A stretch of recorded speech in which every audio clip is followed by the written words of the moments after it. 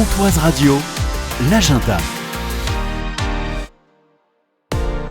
Chaque jeudi, nous parlons littérature sur Pontoise Radio. Bonjour Stéphanie. Bonjour. Du rayon librairie à Auchan-Luxeuil, aujourd'hui, Le Flambeur de la Caspienne. Aujourd'hui, je voudrais vous faire découvrir le héros d'une série en 6 tomes de Jean-Christophe Ruffin, Les énigmes d'Aurel le Consul.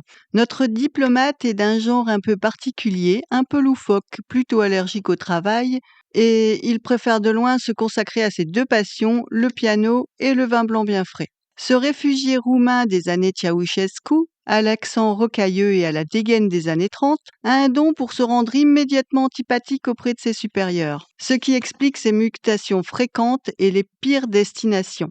C'est pour cette raison que dans le tome 3, Le Flambeur de la Caspienne, Aurel est très étonné en débarquant à Bakou, en Azerbaïdjan, de découvrir un pays enchanteur.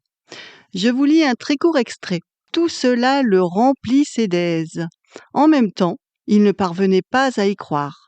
Une telle méprise serait nécessairement découverte.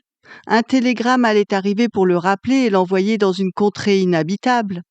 L'accueil de l'ambassadeur, lui, est à l'inverse du pays un cauchemar. Il annonce d'un ton hostile à Aurel qu'il va tout faire pour se débarrasser de lui et obtenir son départ de Bakou. Aurel se retrouve donc au placard avec interdiction de toucher au moindre dossier. Bon, ce n'est pas vraiment pour déplaire à notre petit consul.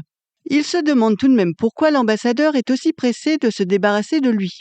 Y aurait-il un lien avec le tragique accident qui a coûté la vie à sa riche épouse ? Aurel, d'un naturel très curieux, suit son intuition et se lance dans une folle enquête. Aidé par les secrétaires qui trouvent ce nouveau venu un peu loufoque, mais plutôt convaincant lorsqu'il aborde les circonstances étranges de la mort de la femme de l'ambassadeur.